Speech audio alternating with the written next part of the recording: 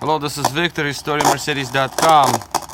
This is a quick video actually that is a little different from what I usually do. So this is the video about the radio failure. Okay, well that's the failure actually, so you can actually hear it. Now, how to distinguish in between if it's the radio or the amplifier? Well, the amplifier I rebuilt, and that's no problems there. And the radio was not rebuilt. So right now, this is the radio is from the 4-door, and the amplifier is from a convertible. But my rig works for both, so it doesn't really matter. So see, we disconnect the speaker right now. This is one of the rear speakers. We connect it to one of the front speakers. Same noise. Now, it does play. It was in the energy business. I had my own energy company. See, it's clearing off, and it's making this scratching noise again. It could be the amp, yes. So we connect it to the bass. This is the subwoofer. So as you can hear, nothing is touching, nothing is moving. There is nothing to short out or anything. Everything is on point. But this radio starts doing this when it warms up a little bit.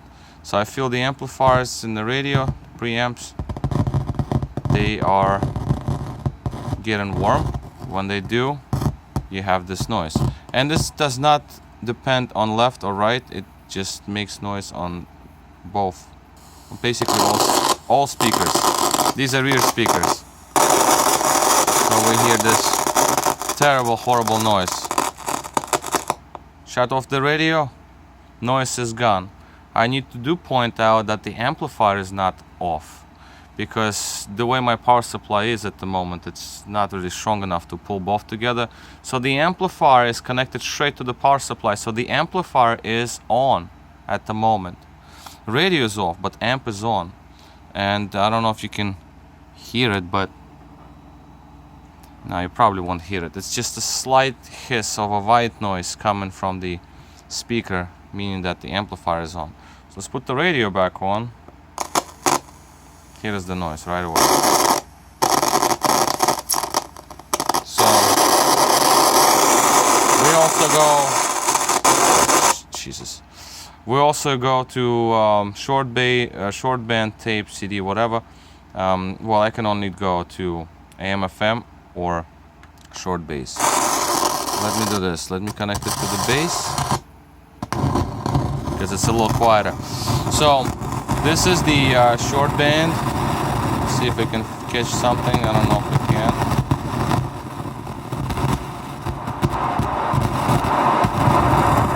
More white noise. That's just great.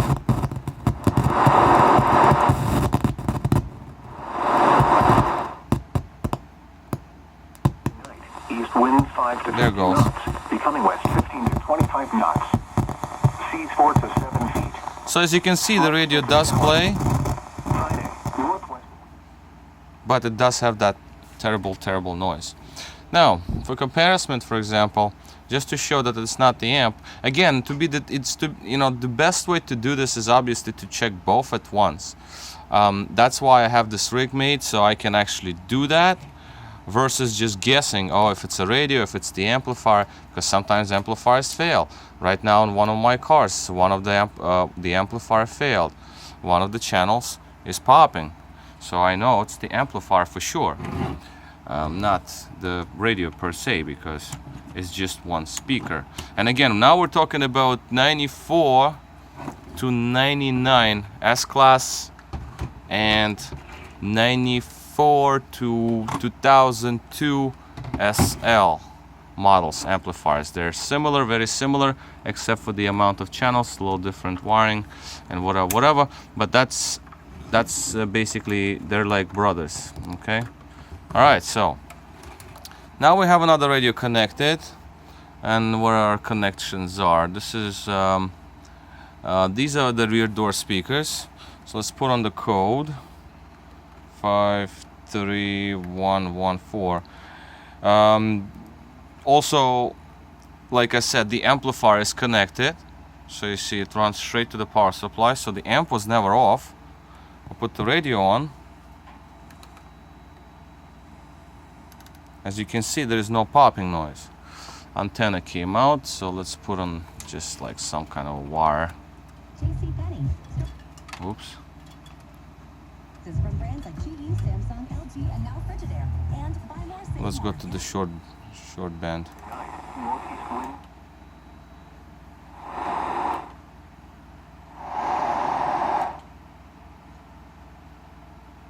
Becoming east to southeast. Well, Seas 1 to 3 feet.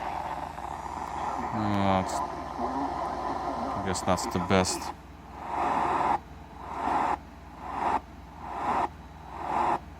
Well, short band. All right, let's go back to the city. I mean, FM. Ready or not, the holidays are coming. So get ready. At the Jared Semi-Annual So as you can see, volume is at 0, radio is locked, no popping noise. Now this radio has its own problem, but that's a little different than popping. This one is just like severe. This one, when this one warms up, this radio starts to distort. Okay, there is no popping, there is nothing wrong, everything plays, but then channels start to distort. I just don't remember which one, and I just never had time to really go through them yet, but there was no need really. But now I do want to have a set like the radio and good working amplifier just for testing purposes. So this is basically, oh yeah, well obviously volume controls, encoders I will replace of course in both when I get to these radios. I'll probably start with this one because this is the worst, so obviously I want to start with the worst one because that's gonna just show up very clear that the radio is repaired or not, because you hear the popping. But again, the point here is that, you know,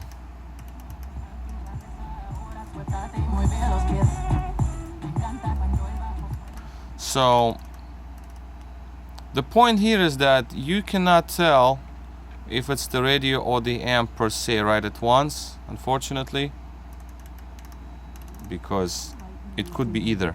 The Trump administration is following through on its pledge to make it tougher to go to Cuba and to do business there. The U.S. is issuing new regulations to make sure Americans are not doing anything that benefits Cuba's military. You see? Here's Michelle Kellerman has details. American businesses and travelers will now have to be... The encoder The department has published a list encoder in this one is better than the other one. that it says are tied to the military. But you can see And there is no popping going on. This is just live video, so you can compare the two. So what would I think first is the problem?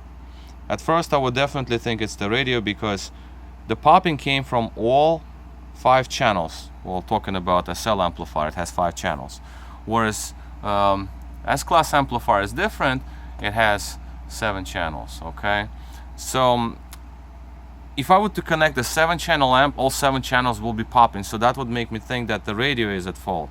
Now if I were to have 1 or 2 channels popping or something's going on, then I would consider looking into the amplifier first, because if there's like 1 speaker pops and all the other ones play fine, then I would think the amplifier is at fault, because again, you got 7 channels over here. You got, you know, each and every channel, like this amplifier right here, had sustained a little bit of a water damage. You see the rust.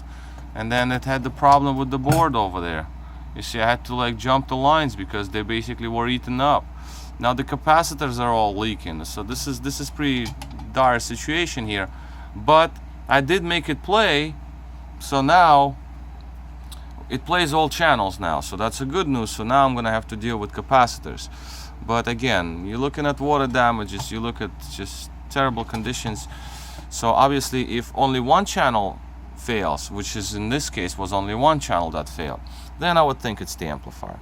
If all channels crackling, like you heard all of the speakers popping, then I would say it's the radio. Well, I guess that would be all. This is like not something that I make videos of, but more and more requests I get for these radios and the amplifiers.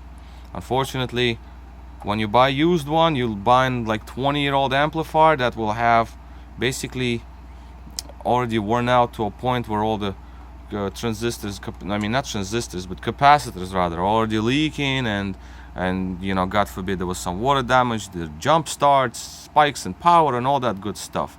Obviously they're coming to the end of their life cycle, unfortunately, but they can be renewed, refreshed. Like in this case, this amplifier from SL came in. This amp had problem on the right side, like right side speakers, they played very, very quietly. Subwoofer played also very quiet, although the left side was nice, clean and loud, normal volume. So it was very annoying. So the customer would just put the balance to the right more and then bump the volume up. That was really kind of like the only solution that he could get some sort of balanced sound. So this amp was bad. Okay, so I fixed this amp, I fixed that amp. And again, there are more requests coming because there is no really a huge sense of buying these used, because you never know how long they last.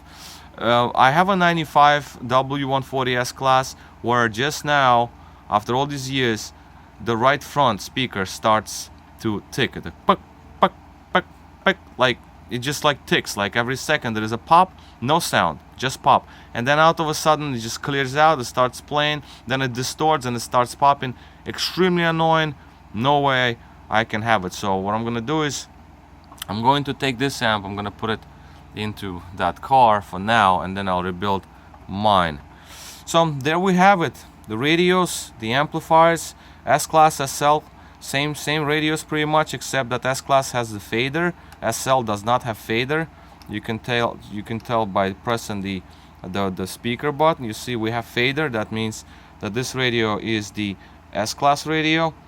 Basically same thing happens here. There is a little bit of difference in buttons, I believe, as well. They look slightly different, but they work in both. As you can see, S-class 4-door radio is connected to SL 5-channel amp, works fine. Same is backwards, you know, same as, well, actually you cannot really go backwards because you got 8 cables on the S-class and 4 cables on the SL. Well, long story short, you obviously want to have the original radio that came with your vehicle, and also the encoders, you know, that volume control that is just keeps jumping. That is also extremely annoying situation. I do have few, I bought some for experiments, and it actually worked in my car quite well, and I believe this one feels very nice. So I might have maybe I repaired this radio already, I don't know. It's been a while, I have to look into it again. These are just 2 radios that the customer just dropped off. He says just fix them up, and I says, listen, I have no time for it. I gave him one of mine and it works still. I says when I get time to fix them I'll do it, but obviously that's one of my very good customers, very local customer, friend of mine. So I says, listen, take mine. I had mine, I gave it to him. He says, well, when you have one of them done, keep the other one, just give me one that's rebuilt, and you know, I'll pay you whatever. I says, okay, but my radio still works. That one is a 1997 built radio, so I never had really time to get to them. Now the winter is coming, so I'll be working more in the workshop, so then I will get to work on these radios again. Okay, encoders, popping, distortions, individual amplifier channels going bad, stuff like that. Okay, so this is going to be all. This is a little long video, but this is sort of an introduction to these radios, the amplifiers of the newer style amplifiers. We're not talking about 92, 93. That's totally different amp, totally different radio, totally different layout, totally different connections. I don't even connect it to the bench like this because it's not unified. It's a little it's a little different, okay? So I don't use that. I use this rig. This rig is only for these style amplifiers, just black ones with the fuse on the side, connector on the side. The old school amplifiers, the case is like sort of like a brick looking, but it's sort of standing up. Well, it depends how you look at it, but the connector is sort of sideways to the highest point, parallel to the highest point of the amplifier, whereas in this case it's parallel to the lowest point of the amplifier, so it's like going outwards in the center of the amp. The old school amp has connector that's onto the side on one of the corners, so that's totally different amplifier, totally different connections. not gonna work just in 92, 93. These will work in 94 to 99 on the S-class, like I said, and 94 to 2002 SL models. Well, of course, don't forget, you might have problems with speakers. Speakers could be broken or whatever. That is also something to consider. So before you troubleshoot the amplifiers or the radios, then you have to think about if you have to really know that all your speakers are good. And I know it's a very long video, but the last thing I want to talk about is the aftermarket radios. Now, aftermarket radios, it's a hit and miss. Okay. Now, the thing about why I say so, if it's a nice high quality aftermarket radio, you can connect the adapter and connect it to the amplifier directly via the adapter. You see these wires right here? This is the adaptation. I mean, this is basically like original connection from the radio straight into the amplifier. That's how it's supposed to be from the factory. So I just soldered them on. But the connectors on the radios are like weird. So you can buy an adapter that will have power and it will have RCAs. So you can plug in RCAs into the back of your aftermarket radio. That's gonna work. But if the radio is cheap or the radio is crappy, the sound quality is going to go to the dump. Really, it's going to sound very, very crappy. I had it done in my mom's car. I regret it to this very day, but she does not care. She says, I don't care, I'm gonna listen to radio anyway. So I left it there. But one of these radios are done, I'm going to put on Bluetooth in it, like solder it in hard, internally instead of the tape deck. I'll solder the Bluetooth module inside, and once I do that, then one of these radios is going back into my mom's car. I cannot just literally cannot take the sound quality of that radio, and that wasn't a cheap radio either, but it just did not work out. So again, and we couldn't move much. As you can see, all this time it was playing. So this is a very long video. This is, like I said, introduction to radios, amplifiers, and a couple of low points. So if you find it helpful, then you know where to find me. RestoreYourMercedes.com is my website.